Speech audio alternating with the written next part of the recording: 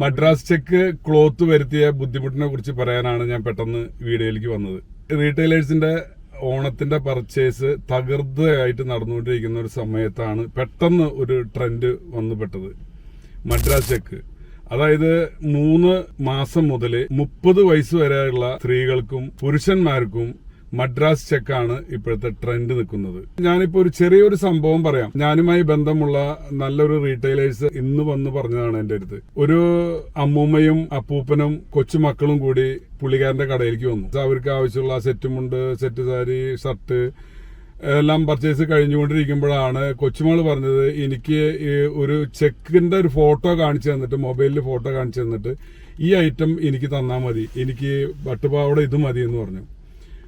അപ്പോൾ ഉടനടി റീറ്റെയിലർക്കാരൻ്റെ കയ്യിൽ ഇത് കാണിച്ചു കൊടുത്തപ്പോൾ പറഞ്ഞു, അമ്മൂമ്മ ഞങ്ങളുടെ കയ്യിൽ ഇല്ല, ഞങ്ങളത് സെറ്റ് ചെയ്ത് തരാം എന്ന് പറഞ്ഞു.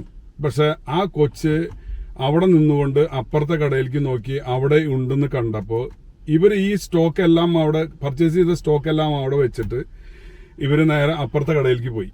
പിന്നെ അപ്പൂപ്പന് തിരിച്ചു വന്നില്ല. അവര് എല്ലാ പർച്ചേസും ആ കടയിൽ നിന്നായി മാറി. ഒരു ചെറിയൊരു മദ്രാസ് ചെക്ക് എന്ന് പറഞ്ഞ ഒരു തുണിയുടെ പേരിൽ ആ ഒരു പർച്ചേസ് മൊത്തം അത് ക്യാൻസലായി പോയി.